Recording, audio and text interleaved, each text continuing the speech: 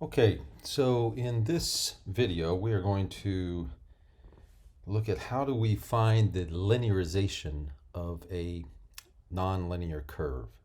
So, for instance, we might see something that says something like this. Find the linearization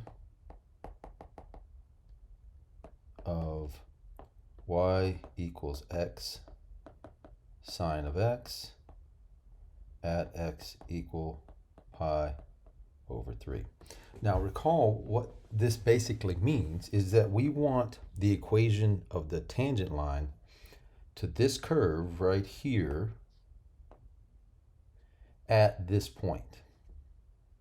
All right, now let's just start out by taking a look at the function itself. So here is the function itself, and note that what we are looking for is the tangent line right here, right at pi over 3. Okay, so we're looking for that tangent line, and I didn't draw that very well. Let's see if I can do that better here. So right here, there we go, something like that. We want that tangent line. What is the equation of that tangent line? So remember that to get the equation of a line, we need two things. So we need a point. So we need to know what is that point, and we need the slope. And if we can do that, we can use this formula, y minus y1 equals m times x minus x1. Okay, so that's what we're going to do, is we're going to determine that. All right, so if we come back here, one thing we want to know is what is the y value at x equal pi over 3? In other words, what is my point?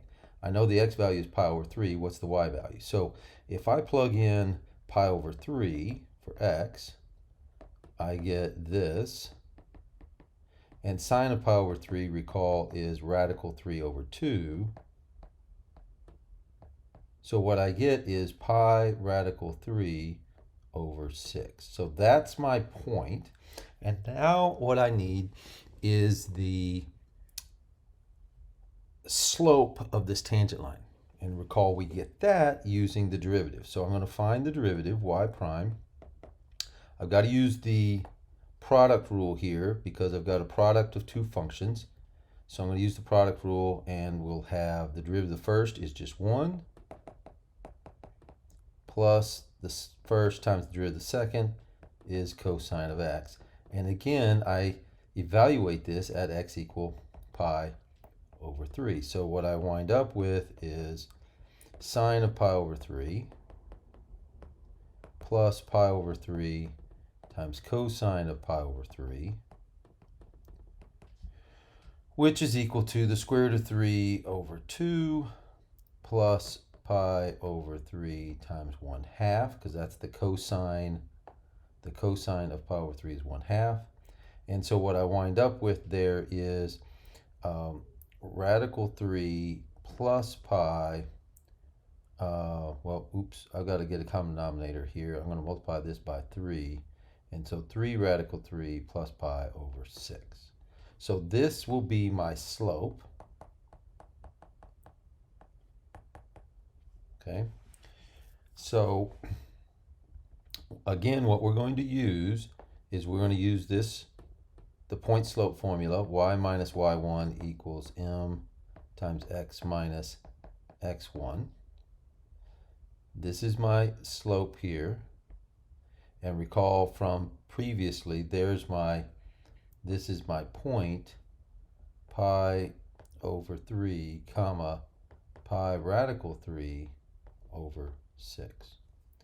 So we'll just plug those in. So we get y minus pi radical 3 over 6 equals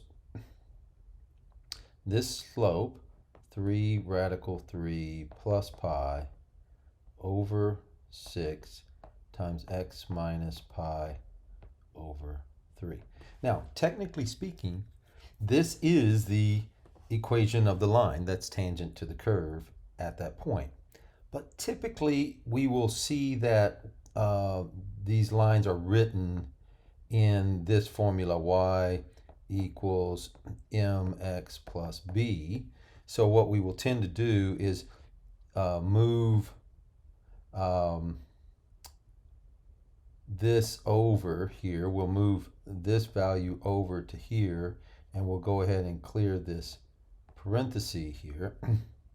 And so what we get is that y equals 3 radical 3 plus pi over 6x minus pi over 3 times 3 radical 3 plus pi over 6, and then plus pi radical 3 over 6. So this got moved over here, and then this just got multiplied out.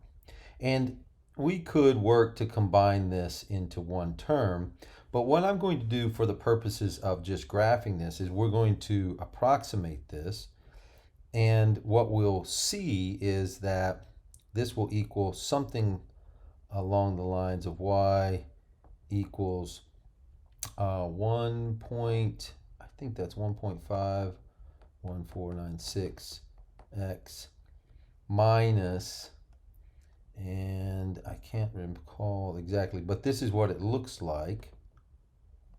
It's this line right here, and sure enough, it is actually tangent at this point pi over 3. And I want to point out that this is really close to, and it might even actually be, the point of inflection. And so what that means is, in this neighborhood, to the right, we will be an overestimate because it's concave down, but to the left, we will be an underestimate because it's concave up. But once again, this is the actual linearization right here.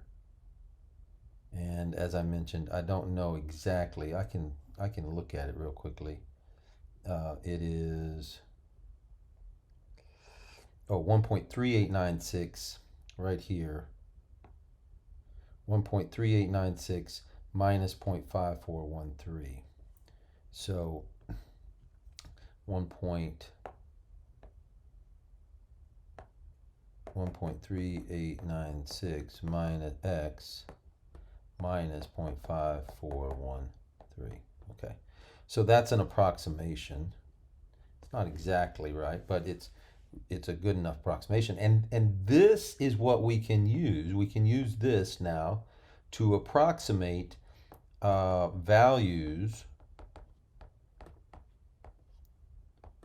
of y equals x sine of x near, and that's important right there that we emphasize that, near x equal pi over 3. So as you get further and further away from pi over 3, the approximation gets worse and worse. But when you're close to pi over 3, it's a fairly decent approximation. So for instance, pi over 3 is really close to 1, so we could approximate it.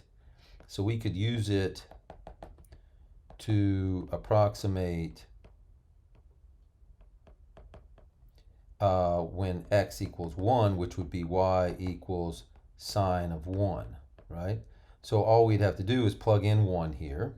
So what we would get is y is approximately 1.3896 times 1 minus 0.5413. And when we do that, we get, what's that going to be? About 0.8486 or 83. So that's what we would guess that sine of 1 approximately is. And notice that if I use Desmos, say, to say, okay, tell me what sine of 1 is. Sine of 1. Notice it's pretty close to 0.8414, okay, or 15, and that's close to what we got, 8483. Notice we're a little bit too high there, so this is probably not the precise point of inflection. Okay.